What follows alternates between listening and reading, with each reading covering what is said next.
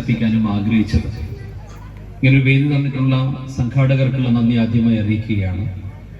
നമ്മുടെ മനുഷ്യന്റെ ജീവിത കാലഘട്ടം എന്ന് പറയുന്നത് ക്ഷണികമായ ഒരു ജീവിത കാലഘട്ടമാണ്. ഇന്ന് ഇവിടെ ഇരിക്കുന്ന ആർക്കും ഞാൻ നാളെ ഉണ്ടാവുമെന്ന് പറയാൻ പറ്റാത്തതാണ് നമ്മുടെ ലോകത്തിന്റെ പ്രത്യേകത. അങ്ങനെയുള്ളൊരു കാലത്ത് നമുക്ക് ലഭിച്ചിട്ടുള്ള ഈ സുന്ദരമായ ജീവിതത്തെ ഏറ്റവും മികച്ച രീതിയിൽ ഉപയോഗപ്പെടുത്താൻ, നാളെ നമ്മളെ മറ്റുള്ളവർ ഓർക്കാനും സാധിക്കുന്ന പ്രവർത്തനങ്ങൾ ഏറ്റെടുക്കുക എന്നുള്ളതാണ് ഒരു മനുഷ്യ ജീവിത കാലഘട്ടത്തിൽ നമുക്ക് ചെയ്യാൻ പറ്റുന്ന ഏറ്റവും പ്രധാനപ്പെട്ട ഉത്തരവാദിത്വം. മറ്റുള്ളവർ നമ്മളെക്കുറിച്ച് നല്ലത് പറയുന്ന ഒരു കാലമുണ്ടാവണം. നമ്മളെ സ്മരിക്കാൻ ആഗ്രഹിക്കുന്ന ഒരു തലമുറ ഉണ്ടാകണം. ഏതായാലും ശിഹാബ് തങ്ങളുടെ പേരിലുള്ള റിലീഫ് സെല്ല് ഇവിടെ ഒരു കുടുംബത്തിന്റെ അനാഥത്വം ഇല്ലാതാക്കുകയാണ് ചെയ്തിട്ടുള്ളത്. അതെല്ലാ കാലവും ആ കുടുംബം മാത്രമല്ല ഓർമ്മിക്കുന്നത്.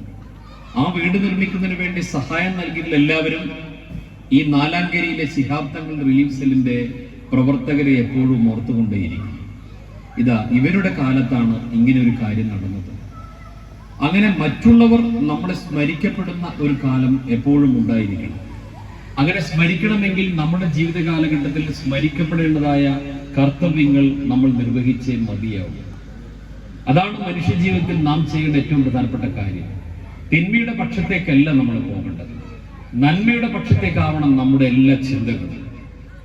നശീകരണമായ വാസനകളിലേക്ക്, ചിന്തകളിലേക്ക് നമ്മുടെ ഊർജത്തെ കൊണ്ടുപോകുന്നതിന് പകരം നന്മയുള്ള മനുഷ്യരായി നമ്മൾ മാറിയാൽ ഒരു തെറ്റും ചെയ്യാത്ത മനുഷ്യരായി നമ്മുടെ നാട്ടില് നമുക്ക് ജീവിക്കാൻ സാധിക്കും.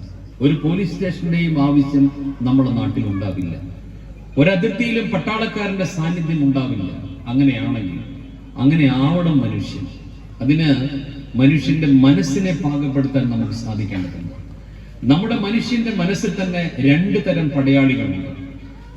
ഒന്ന് നന്മയുടെ പടയാളികളാണ്. സ്നേഹം, ദയ, കാരുണ്യം, വിനയം, വിവേകം, ഇവയൊക്കെയാണ് നമ്മുടെ മനുഷ്യ മനസ്സിന്റെ നന്മയുടെ പടയാളികൾ. ഇതേ മനുഷ്യ മനസ്സിൽ തന്നെ ദുഷ്ടന്മാരായ പടയാളികളുമുണ്ട്. കാമവും ക്രോധവും വിദ്വേഷവും വെറുപ്പും ഒക്കെ ദുഷ്ട പടയാളികളാണ്. ആ ദുഷ്ട പടയാളികളെ നമ്മൾ എന്ത് ചെയ്യണം? നല്ല പടയാളികളെ ഉപയോഗിച്ച് കീഴ്പ്പെടുത്തണം. എങ്കിൽ മാത്രമേ ഏറ്റവും നല്ല മനുഷ്യനായി നമുക്ക് ജീവിക്കാൻ സാധിക്കൂ. അതിന് മുഹമ്മദ് നബി തന്നെ നമുക്ക് ഉദാഹരണമാണ്. നമ്മൾ നടന്നു പോകുന്ന വഴിയിൽ ഒരു മുള്ളു കണ്ടാൽ എന്റെ കാലിൽ തറച്ചില്ലെങ്കിലും അത് എടുത്തു മാറ്റണം എന്നാണ് നബി പറഞ്ഞിട്ടുള്ളത്. നമ്മൾ പഠിച്ചതല്ലേ അല്ലേ? തെറ്റ് ആര് ചെയ്താലും, മകൾ ഫാത്തിമ തെറ്റ് ചെയ്താലും ശിക്ഷിക്കണമെന്ന് പറഞ്ഞിട്ടുള്ള മുഹമ്മദ് നബിയുടെ അനുയായികളാണ് നമ്മൾ, അല്ലേ? വിവേചനത്തെ കുറിച്ച് ചിന്തിച്ചിട്ടേ ഇല്ല. കറുത്ത ബിലാലിനെയും വെളുത്ത സൽമാൻ ഫാരിസിനെയും ഒരേ വരിയിൽ നിർത്തി വിവേചനത്തെ മാറ്റി നിർത്തിയിട്ടുള്ള നബിയുടെ ഏറ്റവും മഹത്തായ പ്രവർത്തനങ്ങളുണ്ട്. ആ പ്രവർത്തനങ്ങളാണ് യഥാർത്ഥത്തിൽ നന്മയുടെ പക്ഷത്തേക്ക് ഓരോ മനുഷ്യനെയും നയിക്കേണ്ടത്. പക്ഷെ തിന്മയുടെ വിളയാട്ടം നടക്കുന്നു. തിന്മയിലേക്ക് എന്തുകൊണ്ട് പോകുന്നു? ഞാൻ നേരത്തെ പറഞ്ഞ ഓരോ മനുഷ്യന്റെ മനസ്സിലുമുള്ള നന്മയുടെ പടയാളികൾ ശക്തരാണെങ്കിൽ ഒരിക്കലും തിന്മയുടെ പക്ഷത്തേക്ക് പോകാൻ ഒരു മനുഷ്യന് സാധിക്കില്ല. അങ്ങനെ തിന്മയുടെ പക്ഷത്തേക്ക് പോകാതെ നമുക്ക് ലഭിച്ച ജീവിത കാലഘട്ടത്തെ ഏറ്റവും സുന്ദരമാക്കി മാറ്റി മറ്റുള്ളവർക്ക് കാരുണ്യം ചെയ്യാനുള്ള മനസ്സുള്ള മനുഷ്യർക്ക് ഈ ഭൂമിയിൽ എല്ലാ കാലത്തും നിലനിൽപ്പുണ്ടാവും.